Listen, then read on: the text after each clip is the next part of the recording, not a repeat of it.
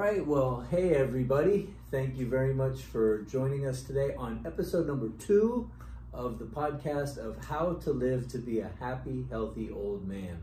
And the whole idea is through some conversations with friends, people that I've met, we're going to share a variety of different topics that affect men. Basically, I mean, I've been a man, I hope to stay a man, and so what the information we put out there is really for you. Ladies, if you get anything out of this, you're welcome to it, but this is basically for men. And the whole idea here, all kinds of stuff that we all go through.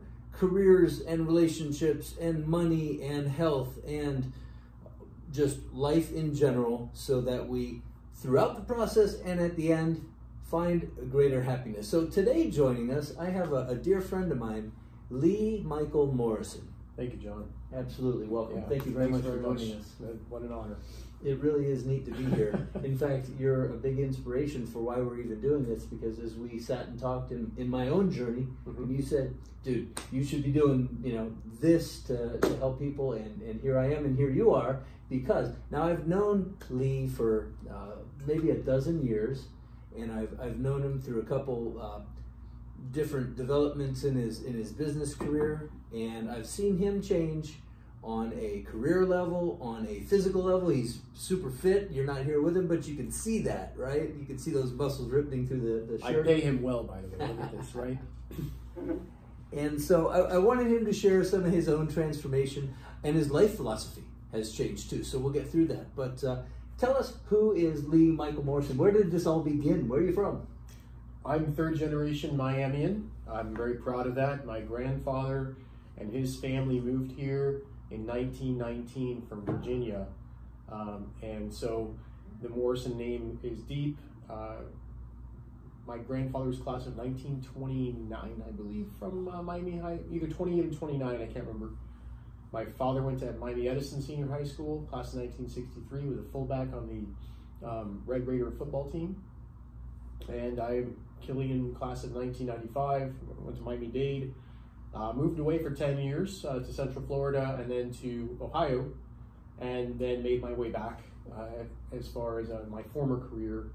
I got a job opportunity at New World School of the Arts here in downtown Miami, which moved me back to the greater Miami area. So I've been back since 2007.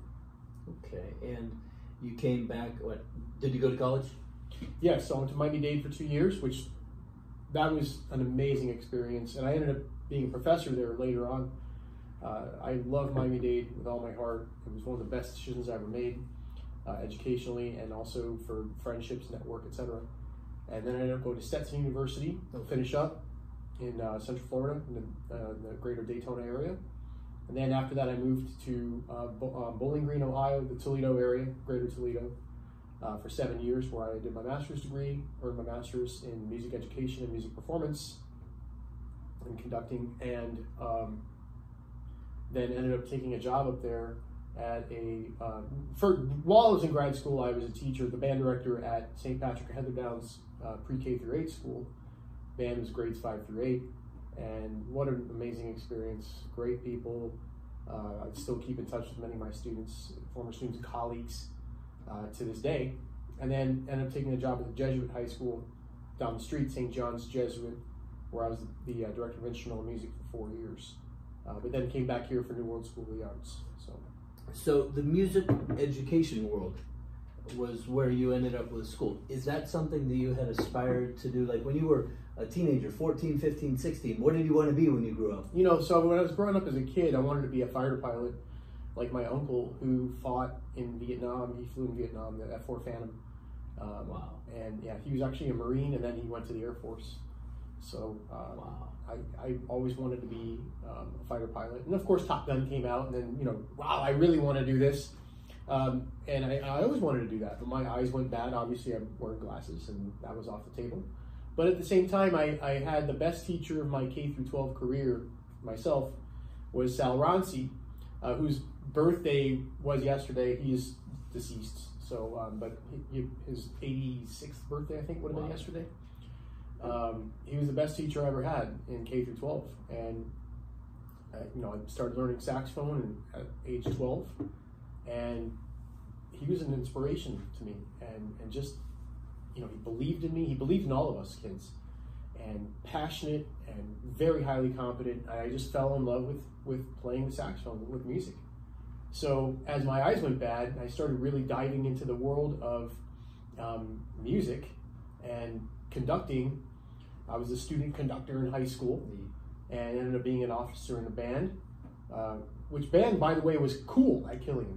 Many schools at the time, oh, here are the band nerds, but actually at Killian, being in the band was a cool thing. Like the band and the football. You got the girls?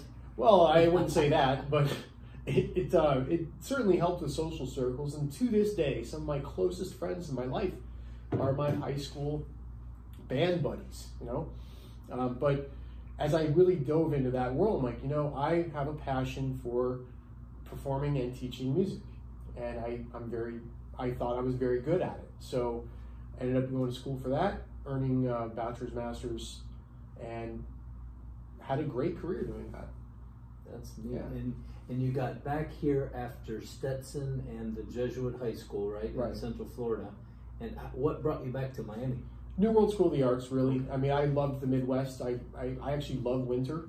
Believe it or not, even though I rub it in now to my friends who live up there, because we have 70-something degrees today, almost 80 degrees. This is his team. And I was a big Dolph fan up there too. I flew the Dolphins flag on my car and all that, and everybody's a Lions fan or Browns fan up there. Sure. But and some Bengals fans too. Yeah. But I would not have moved back, I don't think, unless I had gotten New World School of the Arts. Which is big time. For people who don't know, right. Miami-Dade is like probably one of the, outside of California or Illinois, right? One of the largest. New World School of the Arts is one of the best arts high schools in the southeastern United States, and one of the best in the United States, period. So I was 30 years old, and I had success as a performing musician and also as a teacher. I won with the saxophone quartet. I was part of the Bohica Saxophone Quartet. We won 2 national first prizes in music performance, and we were actively commissioning composers and performing. So I had a track record of performance success and artistic success. And I was only 30 years old with a master's degree. New World School of the Arts job opened, and I was interviewing against guys that were 10 years my senior, with now that I have gray hair here, but I didn't back then, and they had doctorates, PhDs, sure. EDDs, etc. So I didn't think I was going to get the job, but sure enough, Fred Conde took a chance on me. Jeffrey Hodgson as well took a chance on me and hired me. Said, "You're our guy." So I moved back to Miami and had a rewarding end of my career in music education for 4 years at New World. Outstanding. Now you're not in the music world now professionally, right? What happened? How did you get out of that, and where did you go next? Right. John, before we get into that, I would like to mention something about making that career change. And so I loved what I did and the impact that I had on students and the relationships that were created. And really, education, I think, is best founded in truth and relationships of genuine care for one another. And I was a tough teacher because I was a tyrant on the podium at times. And who were your students? Mostly high school. I did teach 5 through 8 as well at St. Patrick's and also St. Joan of Arc for 1 year. But high school, and also I taught some college after. But the relationships that we created are lifelong relationships, and to a point where I have many of my former students.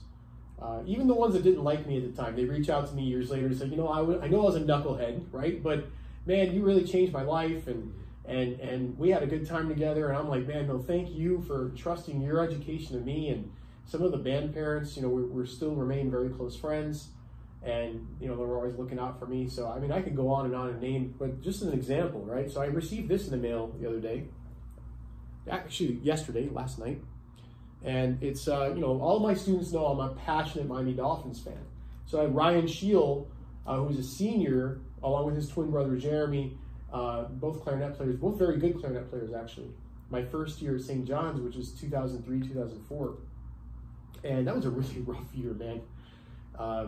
I took over a program that had a lot of promise, but was in need of some fundamental resets, if you will, right? Like you gotta, if you can't sit correctly, if you can't pay attention during rehearsal, if you can't play your scales or just long tones, then there's no use in moving on. It's like trying to play tackle football at a professional level when you don't know how to line up. So that was a challenging year, met with a lot of resistance, and I was a young teacher as well. I was definitely a skull cracker at that point. But Jeremy and Ryan really hung in there with me. We were two of my best students that year, and seniors. They were leaders in the band. And to this day, like, you know, we keep in touch on social media, and Ryan thought of me. He's in the Army, and he's like, look, I got this really cool patch I'm going to send you. So that's the kind of thing, like years later, you think, you know, I think about these guys, I'm like, I can still picture them sitting in the front row playing clarinet, mentoring Andrew Kuhlman, who was a freshman kid at that point, and I picture these kids, and like, they're still kids to me, but now I see they're successful adults, right? So that's the rewarding part of education, that, you know, you can take the teacher out of the classroom, but you can't take the heart of a teacher out, you know? So it was a very rewarding career, and I moved on because I felt like I could take my teaching talents to families and businesses on how to help them with their finances. Okay, now that's a big jump. How did you figure that out? Well, it's not as big of a jump as you would think. It's not still the education teaching. part, but from music to money. Right. I've always been interested in finances. I'm an investment advisor representative, which means I have a Series 65 license, and I have some other licenses too. But that means I have fiduciary responsibility to my clients. I must do what's in their best interest. And I love that because I love to explain, you know, okay, here's your options. Now here's what I think would be best for you. Obviously, it's your decision. You're the client. I'm the advisor, and that's what it is. I give advice. You know, you can either follow it or not. Right. But I really do love that, because if you look at the classrooms in America, and really the middle American households, how often do we hear, oh, we don't talk about money because it's rude? Or we don't talk about money, we don't ask people what they make. You know, those are all societal lies that are told to us that really keep people impoverished and enslaved for the rest of their lives. So the stats of our country say, like, a lot of people don't have $400 or $500, $1,000 to get out of a problem. Mm-hmm. There's all sorts of bad statistics about how quickly people are living paycheck to paycheck. Yes. The ever increasing amount of credit card debt. They don't teach money in school. How did you learn about money? Right. So it started with a genuine curiosity, and it's a funny story. One of my friends, who's a fellow band director, Zafir White, amazing band director, and at that time he was at Norland Middle School, Miami Norland Middle School, which I wanted to recruit his students, because, I mean, again, the guy's a phenomenal teacher, okay? And he's one of the kind of teachers that proves that, like, oh, not everybody can learn music. Well, yeah, you put him in front of Zaf White, and they're going to learn music, okay? I mean, the guy was incredible. And so I wanted to, obviously, collaborate with him, recruit his kids to come to New World. So I go to guest conduct there at Norland Middle. It was a great rehearsal. And then he starts hitting me up, hey, can you sit down and with this guy about, you know, Florida retirement system? And it just sounded like one of those, like, things where they recruit you and you know, get you involved, kind of like those multi-marketing businesses, right? And which I'm not opposed to, all right? Multi-level marketing businesses are fantastic, a lot of them, and they change lives. So, but I just really didn't want to do that. So he kept bugging me. I mean, I got to give him credit. He followed up a lot. And finally, I'm like, okay, man, I'll sit down. And, you know, he wanted my wife there. I'm like, oh, man, you know, she works the overnight shift at the hospital. She's not going to be happy about this, but whatever, we did it. So we met with Zaf and his friend, right, his trainer, who now is one of my best friends in the world. And I told my wife at the time, I'm like, listen, just say no to everything, okay? We can get through this meeting, we can check it off, and Zaf will never bug us again. So we show up, but this guy, timeshare interview. Yeah, exactly. You want the the free, you know, bottle of tequila. Right. So Allison and I show up, and this guy Danny Podboy, again, one of my best friends to this day. I talked to him 2 days ago. We keep in touch frequently. We were business partners for many years.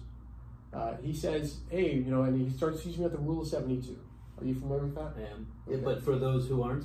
All right, so the rule of 72 is the time value of money rule. And you use the number 72, you divide whatever your rate of return is. So 72 divided by that projected rate of return equals how many years it will take your money to double. So for example, if you're getting an 8% rate of return on average, then 72 divided by 8, your money will double every 9 years. And it's an approximation, but it's pretty darn close. Okay, so if you use the financial calculator and use the rule 72, the numbers are going to come out pretty close. And I'm like, wow, this is a pretty cool rule. And then he's talking about 10, 11, 12% rate of return on average, not every year, some years down, up, whatever. S&P, what its returned. And you can look all this up. I'm not going to quote numbers or anything like that for legal reasons. But I was intrigued, and he started talking about mutual funds and building wealth and paying off debt. And you were how old at this point? I was 31.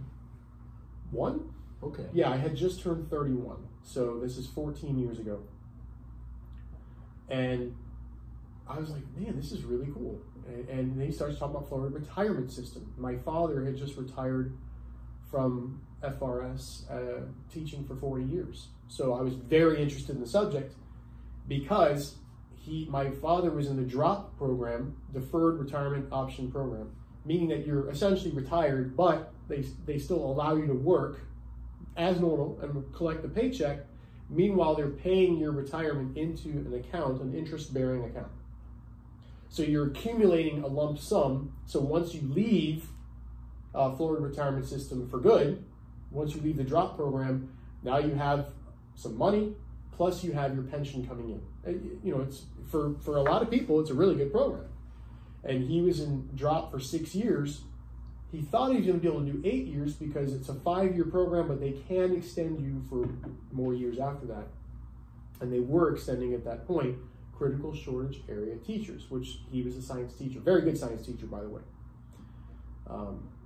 But that was the 2008 economic crisis, and the superintendent decided no more DROP extensions. If you're currently extended in DROP, you're out. So my father was forced, essentially in his mind, to retire 2 years sooner than projected.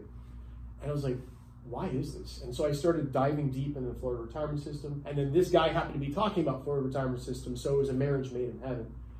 I ended up earning my financial licenses and getting, leveling up in that area, doing a lot of my own due diligence at the library, the public library down the street, reading books like Dave Ramsey, Susie Orman, Kiplinger's Personal Finance. I mean, I can go on and on. Would you recommend to our audience, a lot of them are younger, that they read any of those specific books? Could you drop some names on books? I could. I like the Total Money Makeover by Dave Ramsey. I don't think, it's a good entry level point, right? Try to not have credit card debt, right? That's a good financial, pay off your credit card every month. Don't carry a balance on your credit card, because you're paying an exorbitant interest rate just for using their payment tool. It doesn't make any sense. Now, some people say, well, I can't afford anything without it. Well, no, you're living above your means. Either make more money or cut your living. All right, do not live above your means. Actually know what's coming in and know what's going out and control that. So, but a lot of people don't do that, and that's fine. So Total Money Makeover is really good. Beyond that, a lot of Money Magazine, Smart Money Magazine, Kiplinger's Personal Finance, those are good starting points. Yahoo Finance is good. Motley Fool has some really good stuff. So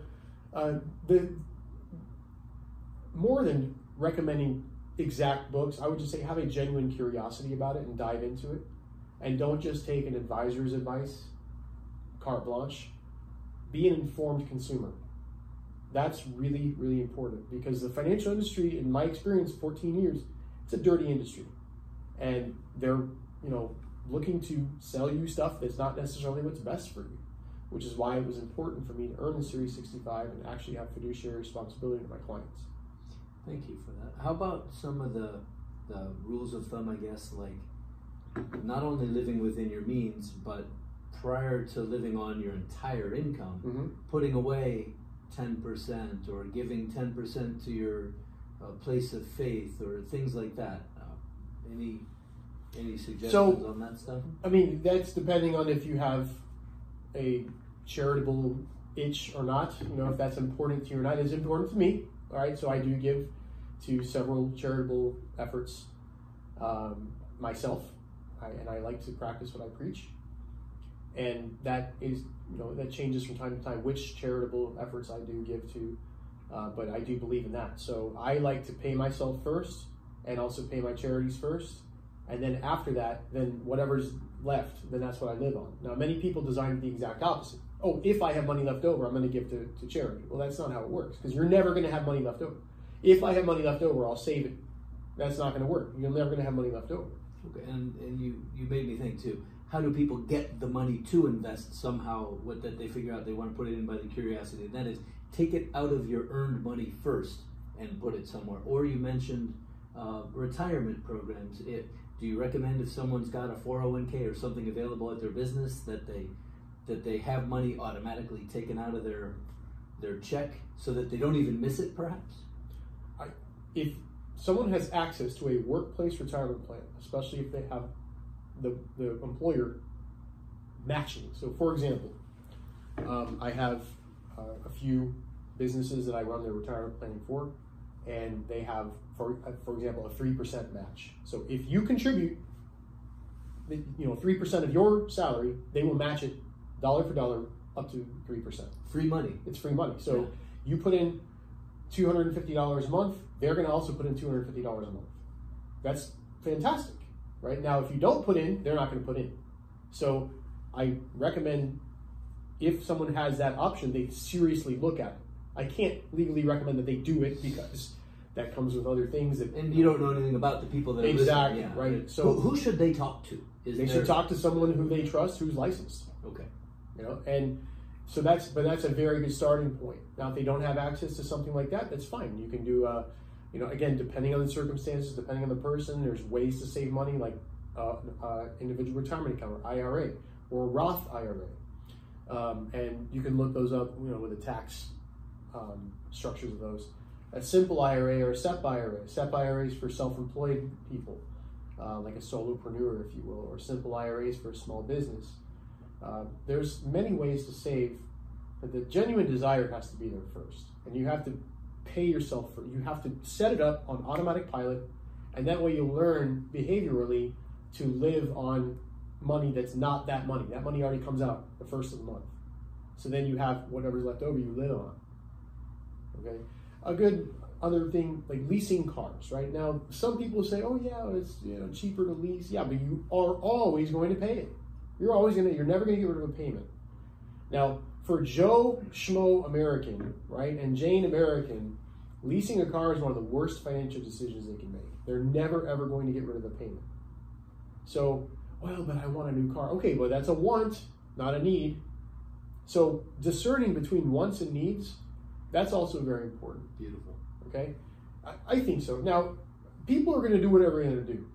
Like, we all know what we should eat, John. It's not a mystery of what we should eat or that we should exercise. But do most people do it? No. Most people go to the drive-thru at McDonald's and, order the double quarter pounder or whatever it is. If information were all we needed, everyone would be billionaires with six-pack abs. Right. I heard it said once. Speaking of food, that's a great segue, if I may. And thank you for all the financial ideas. And hopefully some people are catching up on that. I should move a little closer here. During this time, you're in your early 30s. Mm-hmm. You said you were married. How was your health? I would say my 30s, my health was not, it wasn't bad, right? But I was not a healthy person. And that's both physically, that's spiritually, emotionally, mentally.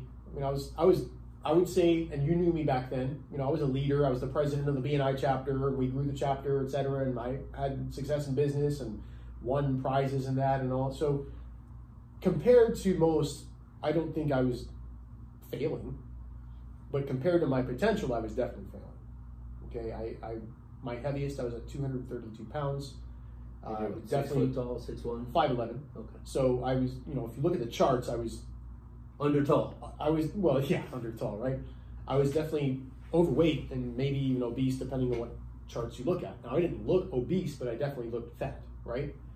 And I mean, it wasn't good, you know. So I knew something had to be done, right? And by the way, poor physical health translates and transfers to poor mental health, poor emotional health, right? So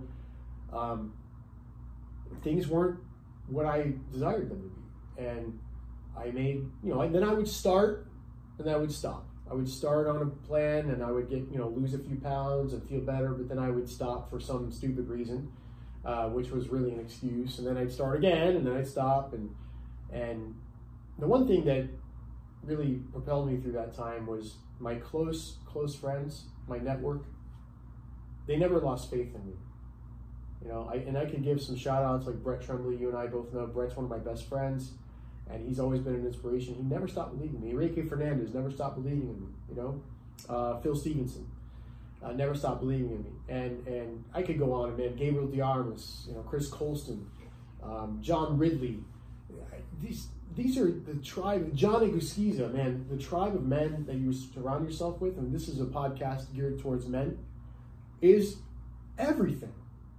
So you got to surround yourself with winners, with guys that want you to level up, man. Not guys that are going to tell you, hey, man, you're okay, everything's going to be fine. No, guys are going to call your butt out and say, hey, you need to improve yourself here. Level up, man. So those guys never stopped believing in me. And last year, well, actually 2021 now, it's 2 years ago, I just said, you know what, enough is enough, man. Every year I write a journal entry dated December 31st of that year. So I had written December 31st, 2018, 2019, 2020, and I'm going to be in the best shape of my life. And every year it was a fail. So November 1st of 2021, I remember looking in the mirror, saying, you know what, man, I'm not going to hit that goal, but I'm not going to go down without a fight. I'm going to do something about this. I put on my Brooks, I leashed up the dog, and I went on a run. And I went on a run the next day, and the next day, and the next day. And I just made it a freaking priority, man. Then I started with a weight training program with a friend of mine who wanted to show me his routine. And I did it, and I still weight train to this day. That really changed my life. Then Brett Tremblay said, hey, by the way, what are you eating? Because you know it, over 80% of it's what you put in your mouth. I said, no, man, I'm eating healthy. And he's like, listen, dude, you don't know what the hell you're doing, okay? Weight Watchers changed my life. Now, if you really want to change your life, sign up for Weight Watchers. It's a 2-week free trial. And if you don't want to change your life, then you know what, you do you. But don't complain to me anymore. Again, that's the kind of friend that you need, right? I didn't want to hear that, but I needed to hear that, right? So I'm like, you know what? BT's never led me wrong. Sign up for Weight Watchers. I submitted to the program. It was so good. I wanted to pay for it before the 2 weeks trial was up. You know, I just resubscribed this past December because it was a year. Weight Watchers changed my life, dude. How? Because it taught me exactly what I should be eating, what I should not be eating, and I could still have pizza once in a while, but you got to track it. Okay, you got to track everything you eat. I could literally walk around Publix or Costco. It's got a barcode scanner, so I can scan an item, boop, and it'll tell me what the serving size is and how many points it is. It's a point system. It's a calorie counting system, but it's based on points because it makes it easy. So, you know, the sample lady at Costco will have something that looks good, right? And I'm thinking this is probably healthy, and I'll scan it, doop, 5 points of serving. Yeah, no thanks. And I walk away. Okay. Or 1 point of serving, I'm like, ooh, okay, let me pick up a box of this, right? So it's taught me really how to eat, and it makes it so easy. And there's other apps out there too. One of my buddies is doing Noom, and I've heard that's good. I tried it for 2 weeks. That one is more focused on like the psychology of why do you want to, you know, improve your life and this and that. And listen, man, that's great for people. For me, I'm like, listen, here's why I want to improve my, because I'm a fat ass, right? So I don't need that. Oh, but let's get in touch with your inner self and examine your childhood. The outer self is a problem. I'm like, listen, dude, I'm a fat ass. I need to lose weight. Right. I want to get in shape. Weight Watchers is perfect for me, dude. I highly recommend it to anybody who actually wants to change their life and is willing to take the action to do it. Excellent.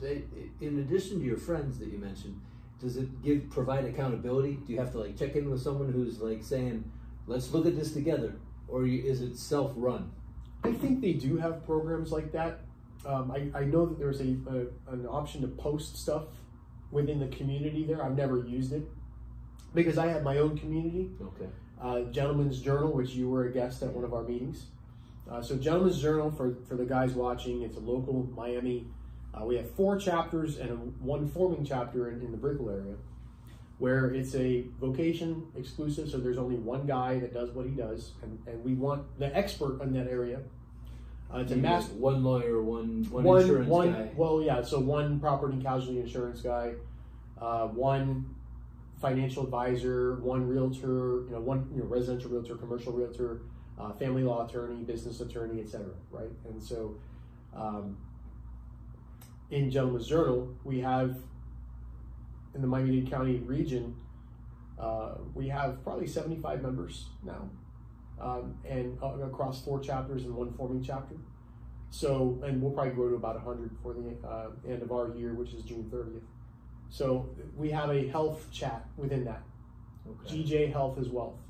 And these are guys posting their results, saying, man, I just worked out at the gym. Here's what I cooked, here's what I ate.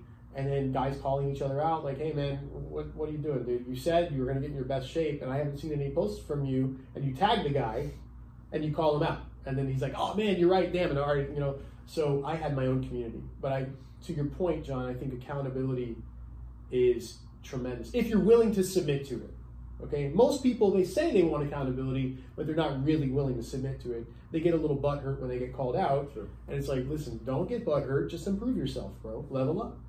And they've helped me to level up. That's awesome. And I think a lot of us need that, especially as men. Einstein said, you can't fix the problem with the problem. So if you had this epiphany that I'm sick of myself the way I am, or that I keep failing myself year after year in trying to get this, reaching out to help and getting a new influence, the accountability of your friends, the Weight Watchers program, and learning what you didn't know, seeking knowledge, all of that came together. So you fixed the problem with new information and new strategies and new support system. That sounds like a big difference. Yes, sir. That's fantastic. Well, and you look great, so keep that up. Thank you. Man. It's been a journey, and my journey is never going to be over until the day I die. But I'm excited about it. I hit the gym 4 or 5 times a week, and sometimes 6 times a week, depending on my time sharing schedule with my daughter, who is, man, I tell you what, man, any dads out there, I love being a dad, and it's one of the best things that's ever happened to me. I tell my daughter all the time, and by the way, our kids, we have to be careful how we talk to our kids and what they hear.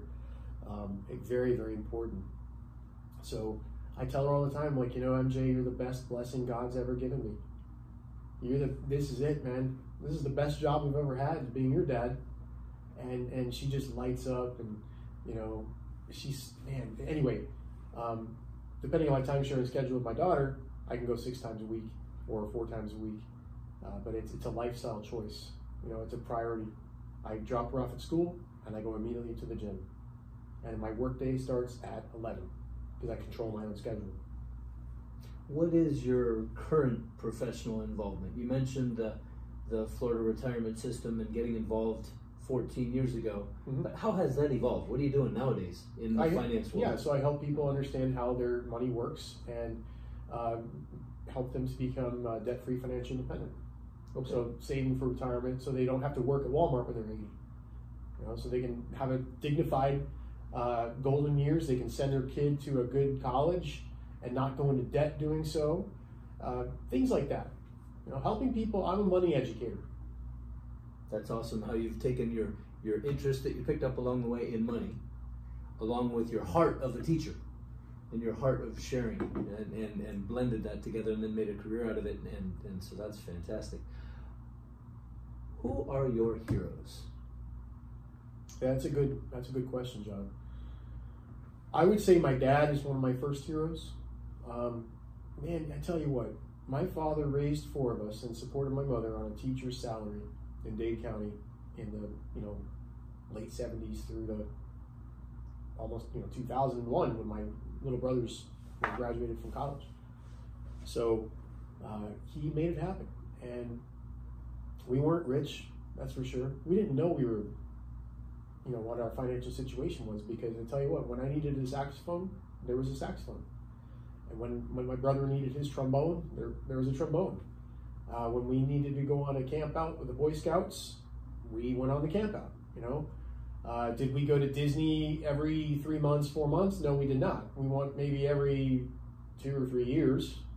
And we didn't stay at the resort. We stayed at the budget motel, But it was fun. I mean, and we would go pool hopping to the other budget motels. So we didn't know that we were, we weren't like rich, if you will, okay? We had a great upbringing, and my dad made it happen, man. And there were some summers where he didn't have summer school because the district's like, oh, we're broke. By the way, the Dade County Schools District, they always cry poor mouth. They got a lot of money, all right? They just misappropriated. And you know what? Leave it in the comments section if you don't like that, because it's true, and I saw it. I worked there. I was a student there. But oh, sorry, we don't have money for summer school this year. Only the remedial kids, no advanced programs. Okay, so then my father's got to make it happen. So he would find other work to do, or he would find other schools that he could teach at, and he never complained, man. Like, he never complained and said, we don't have money for this and that. He didn't complain that he had a used car. He just freaking put his nose to the ground and went to work, man. So he still is one of my heroes to this day. And he also taught us, don't get into debt. Don't be irresponsible with money. You don't have to be all flash and no cash. So he's one of my heroes. One of my other heroes is Sal Ronci. I already brought him up, my band director from Glades Middle School, Glades Junior High back then. Great guy. Ended up reconnecting with him when I was at Stetson, because he had moved up to Daytona area when he retired. I played in his adult jazz band up there, which was a lot of fun.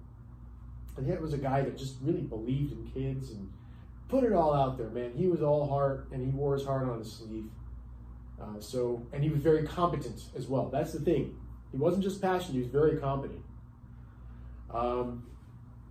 Jim Bishop, my saxophone teacher at Stetson, is one of my heroes. Because again, there was a guy that believed in me and invested in me. And man, the summer between my junior and senior year, he saw that I was hungrier than a man who hadn't eaten for weeks. And he's like, listen, I'm going to give you free private lessons this summer. It's years later, so I can tell the story, but he says, you can't tell anybody they're free, all right? But you got to come down to my house, which is about an hour and a half away from where I was living. So you got to come to my house. I'm going to give you free private lessons. But the minute that you're not prepared for a lesson, that deal's over. So you better come prepared. I'm like, listen, you don't got to worry about me coming prepared, man. And I practiced my ass off and prepared my butt off and went into every lesson absolutely killing it. And then, boom, he challenged me with more. He's like, oh, you think you're good now? No, man, you got nothing. And I needed a teacher that would talk to me like that. Like, well, that sucked. You're going to have to do it again. Some people don't respond well to that. I respond very well to that. Because he's like, listen, I'm not going to sugarcoat stuff. Boom, here it is. And man, that summer I leveled up so much. So that guy invested in me. He's one of my heroes. So oftentimes throughout my music career and even to this day, I'll help kids. I won't charge them because I'm like, look, I believe in you. But the minute you come to me with some bullcrap excuse, listen, go to someone else. I don't need to hear that, okay? And I find that the students respond to that. Danny Podboy is one of my heroes. He really invested in me, believed in me, taught me the world of finance, taught me how to be a good human being, how to be a businessman. Brett Tremblay, I look up to. David Goggins, I actually just started his second book, but Can't Hurt Me. If anybody really wants to level up, this is not a self-improvement book, okay? It's not. In fact, he says that in the beginning of his second book. This is not a self-improvement book, okay? But if you really want to level up your mental state, get the Goggins books. Can't Hurt Me, and I can't remember, Never Finished, I think is the second book, but you can look it up on Audible. So those are just some of my heroes, man. I got a lot of, Enrique Fernandez is a huge hero of mine. What an awesome guy. Co-founder of Get Staffed Up, remote staffing agency, and a visionary, a family man. And he got 2 beautiful daughters, great wife, I'm like, man, I want to be like that, So, and I would be remiss if I didn't mention John Sampson, my saxophone teacher in grad school. Tim Malone, God rest his soul, he was a principal of St. John's Jesuit. There's another dude who just believed in people and brought out the best in everybody. And Fred Conde, who's my principal at New World School of the Arts for 3 of my 4 years there. Just what an inspirational dude, a great, smart man who wasn't afraid of getting in the trenches with us, and he was a servant leader. So I got a lot of heroes, man. I hear that. That's tremendous. That's great. You mentioned books. You're a reader. What do you like to read? What books have really influenced you through life? Yeah, so I'm glad you asked that.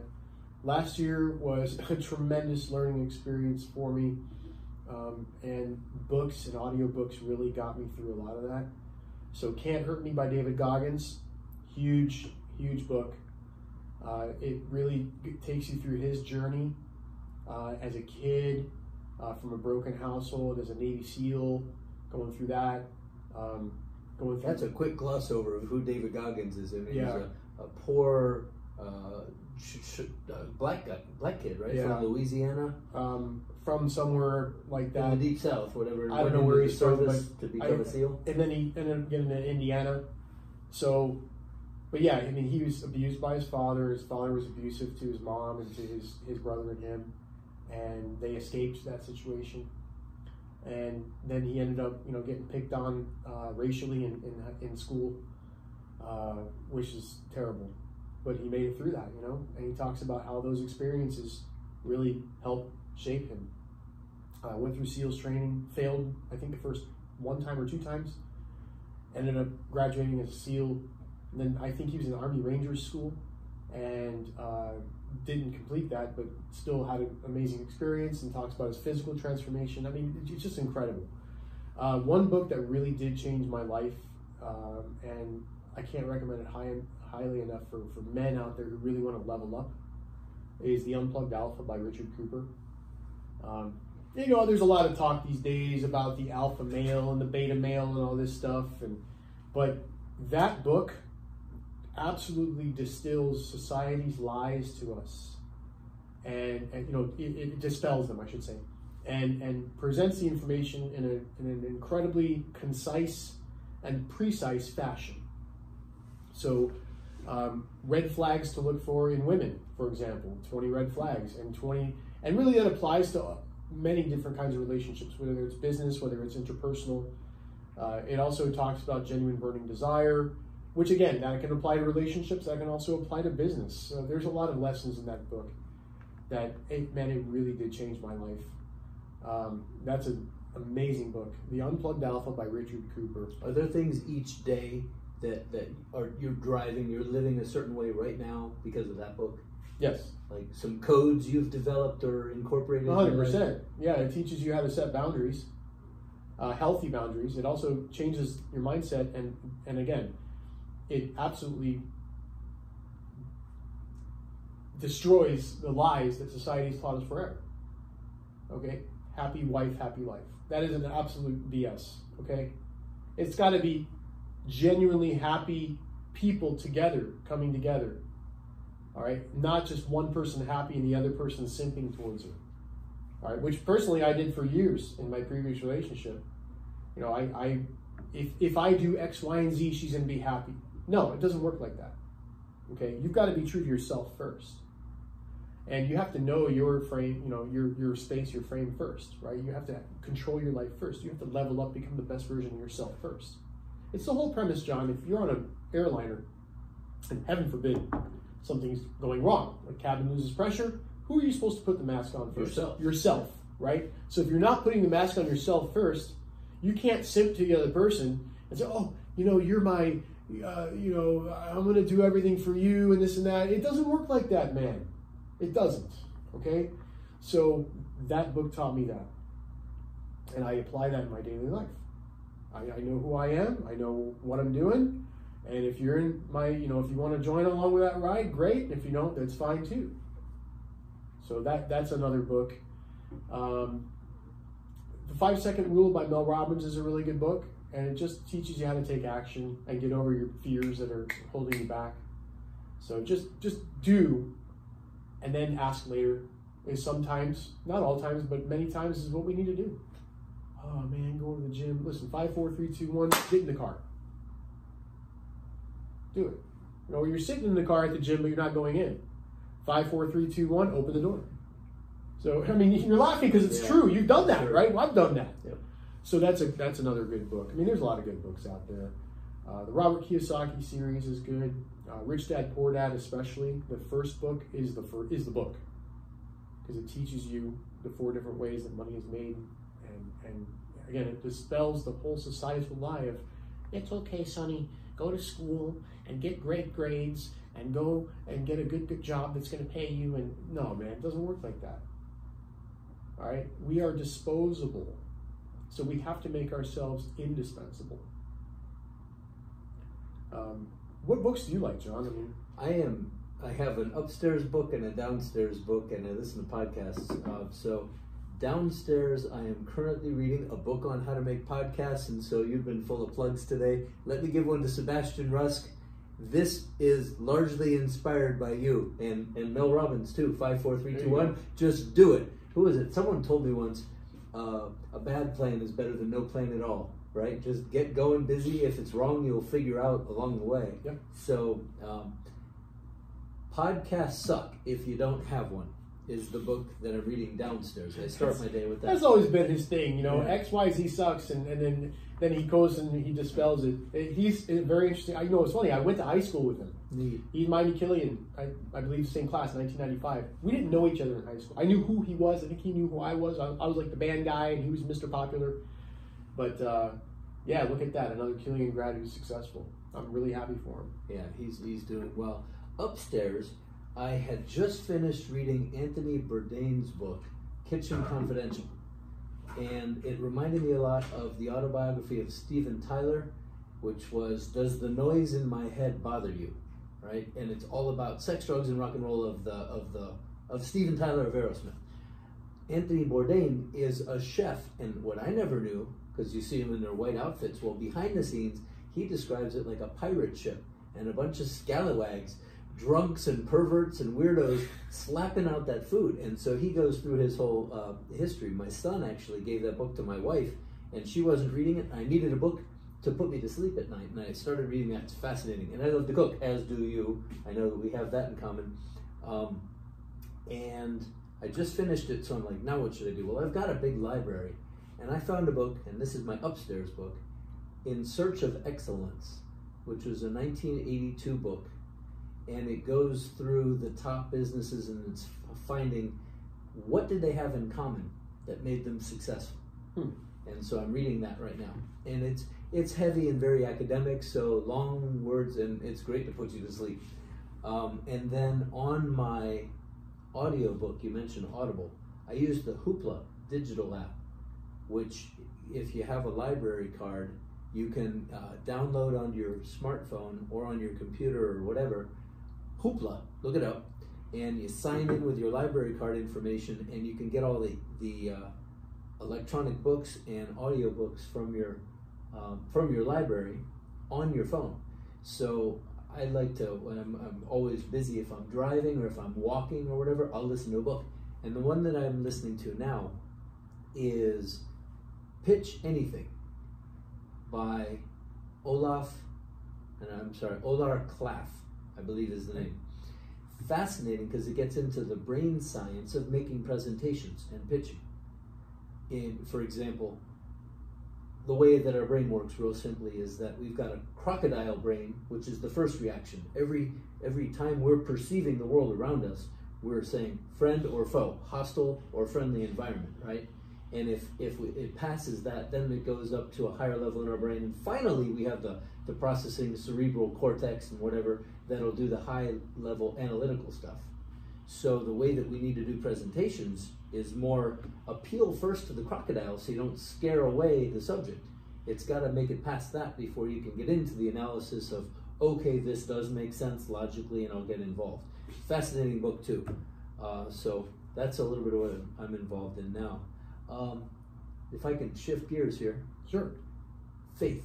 What part does faith play in your life? You know, who made all this stuff? I mean, whatever that means to you. It's a big one. That's a big one. You mentioned Jesuit along the way. Right. So I'm practicing Catholic, and I use the emphasis on the word practicing because it's a bunch of practice, you know. Maybe a C- Catholic, right? I mean, I do go to Mass weekly, and I do believe in God and Jesus, and I know that and I love my church. I really do. I know we are not perfect, for sure, and I think Pope Francis would be the first guy to tell you that. So I have deep respect for many different faith backgrounds, and really even some of my very close friends are agnostic and atheists, and I have deep respect for them, and actually love listening to when they talk about their faith journeys as well. So I do believe that there is an afterlife, you know, and I don't believe that Catholicism is the only way to get there. Okay. Bishop Barron actually has a lot of good talks on this, and he went on the Ben Shapiro show, who's an Orthodox Jew, as you know. Okay. Again, who I have a lot of respect for, without getting in the political side of it. Although we can if you want to go there. No, not really. You know, I mean, I do brand myself as more of a libertarian than anything. But even then, I only belong to that party because there's no party that really fits everything that I subscribe to. But Bishop Barron talks about, like, no, there's many different ways you can have a fulfilling life, and so that's really good. But yeah, I'm a Catholic, and I do believe that there's a higher power, and I happen to call that higher power God, and other people call him, or you know, other names, and that's fine too. Where do you see yourself? Unlike some of the other people that I'll be interviewing that are kind of maybe in the third or fourth quarter of their life, you're right in the middle.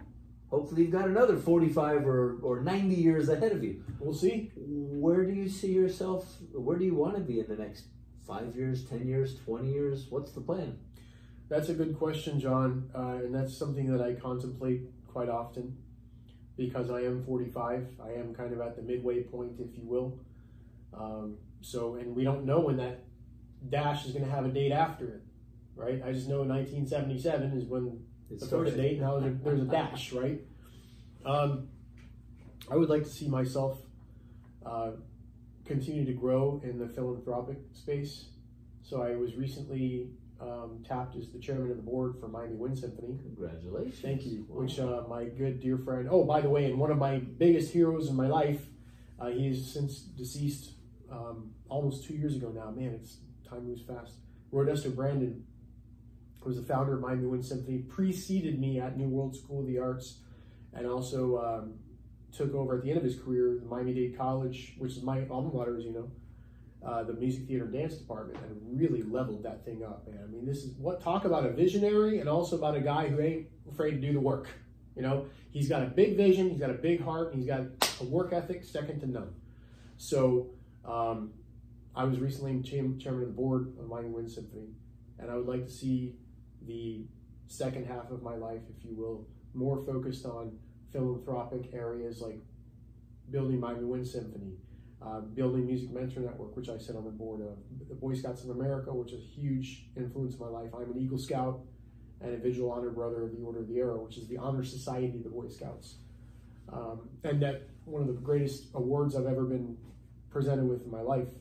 I apologize that we didn't talk about that, because I know that about you, and I spaced it out. But that was a huge developmental influence in your life. Absolutely. Yeah. Alan Nell is one of my heroes. He was my Boy Scout leader. Stephen Blair, Mr. Nell, some of my greatest Boy Scout leaders. So that's a fantastic program. I highly recommend it to boys and girls now. Now it's Scouts BSA, and girls can, which I'm really excited about. I can get my daughter in the program, and she can earn Eagle Scout should she choose to, and also be tapped for OA. So I'd like to get more involved in philanthropy and just really making a lasting impact on our community and improving this. I mean, we already have a great thing going here in the greater Miami area, but we can be so much better, and I want to be a leader in that. Fantastic. Will you remain working in the finance world? Is that where you see yourself? We'll see. I like what I do. Don't get me wrong. You know, I do like what I do. I'm passionate about it. But I liked what I did before. And if you had asked me when I first got the job at New World School of the Arts, hey, you know, in 15 years, you're not going to be doing this anymore. I'd be like, you're crazy, man. I don't know. So we don't know what tomorrow holds. But I do enjoy what I do now. Yeah. Outstanding. So we've talked about health, and we've talked about career, and we've talked about money, and we've talked about faith. What have we not talked about that you want to get out there in the world, or that you think is important to share with other men? Thoughts, anything kind of summarizing up? Right. So going back to the journey of being a man in today's world, where we are told constantly that masculinity is toxic and we need to be more, you know, with our feelings. And listen, that's all BS. Okay. Men, I think, are the more logical sex. Now, I'm not saying women can't be logical. That, you know, I don't want to hear this on a clip saying, oh, look, Morrison says women are illogical. That is absolutely false. All right. And that's not a design benefit or flaw on either side, right? Women are definitely, I believe, more emotional, and that's a design benefit, not a flaw, right? So we both have our biological ingrained truths, and working, that's where a symbiotic relationship can really be beautiful. So I would say for men, what we need to do is level up. Okay, you go around, not to the gym, but you go around to Dolphin Mall, for example, or you go to the beach these days, and everybody looks like a whale. Like, guys are just so out of shape, and it's become acceptable. And they just eat terribly and don't take care of their health, and they're not chasing excellence in business. They're not chasing excellence in life. They have children looking up to them and learning that that's normal behavior. Well, it's not normal behavior. It should not be normalized. So we are challenged, John, as men, to become the best versions of ourselves. That's where men have to start with. And they have to really look in the mirror and say, you know what, am I really creating excellence in my world? Am I creating excellence in my career? Am I creating excellence in my family? And if the answer is no or not nearly enough, then do something about it. Okay? Again, it's not, I'm not going to say it's not difficult, but it's not a mystery on how to become a top shelf dude. Read great books by people who have done something in their lives. Listen to audio podcasts, audio books, whatever it is. I love sports radio just like any other North American men, right? But I've mitigated that. Instead, I mean, I listen to a little bit, obviously I like the Dolphins, but instead of listening to that for 3 or 4 hours in the morning or while I'm at the gym, no, listen to books, listen to podcasts that are going to bring you value, that are going to bring you information, not the news, not politics, okay? The politics thing, it's not that important. And people are like, it's important, we need to know what's going on in the world. Listen, no, it's not. That's another societal lie that we're told. What's more important is the local politics. Like the city of Hialeah, which I was on the planning and zoning board for a while I lived there. Understanding who the mayor is, okay, who the council members are, understanding where we're going as a city. That's important. But the federal politics and the world, come on, man. That's entertainment, and it's not positive entertainment. It's negative entertainment, because then you get in arguments on social media. So becoming a top shelf dude, you got to work on yourself physically. You got to work on yourself mentally. You got to work on yourself emotionally. Learn how to, compartmentalize certain emotions and deal with certain emotions. And spiritually, whatever that means to you. Whether that means meditating, praying the rosary, praying, Hail Mary, full of grace, whatever it is, or none at all. Just taking a nature walk, connecting with nature if that's your thing. Becoming a top shelf man and understanding what that is, to me, is the advice that I would say, listen, if you're not absolutely chasing excellence in your life, what are you doing, bro? What are you doing? What example are you setting? I got a daughter, man. My daughter looks at me, and I want her now and also in the future, especially when she looks back and says, Dad did it right. Dad made sure that I ate healthy. Dad played with me, but he also insisted I do my homework. Dad took me to the park. Dad took me to Mass every Sunday that I was with him. And he insisted we go. Dad insisted I went to a good school. And we sent our daughter to Catholic school. It's very important to me. Now, I'm not saying Catholic school is the only way to go. No, I mean, there's a lot of great private schools and Jewish schools out there too. A lot of really good options, you know, but making sure that she has the best school for her. So leveling up, not making excuses, making it happen. You know, I used to tell my students that, John. Don't make excuses. Losers make excuses. Winners make it happen. One of mine. Thank you. That was awesome. All right, vote for Lee. One of the things. Who is it? I forget who said it. I apologize. If you don't see a door, make one. Right? I forget the whole phrase, but it's something like that. It's great stuff. Can people get in touch with you if they want to know more about the philanthropy or to have a personal one-to-one about money, or would that be appropriate to put Sure, yeah. So I mean, if you know there? Somebody wants to get in touch with me as far as the financial side goes, it's Corner PA, like corner, like around the corner, PAs and private advisors. Cornerstone Private Advisors is the group that I'm with. Got a great mentor in Jim Gilbert. Man, what an amazing guy.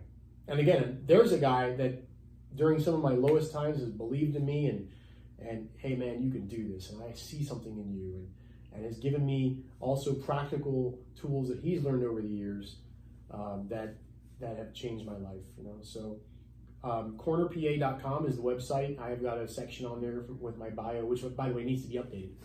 I got my fat picture on there still, so that's a good start to get in touch with me. And you know, if folks want to send me an email, they can send me to my personal email. It's fine, leemichaelmorrison@gmail.com. Good. I'll put those in the show notes too.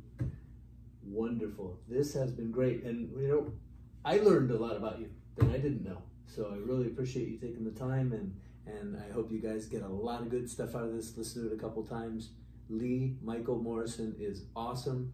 He is a man's man. He's doing a lot of great stuff. He's going to continue, and I'm just so thankful that we've been able to spend this time together. Wrapping up, any final thoughts for the camera before we head out? Gentlemen, chase excellence, do the work, know your worth, become a man of high value, and never ever stop chasing and creating excellence in your universe. Outstanding. Thank you, brother. Thank you. Appreciate it.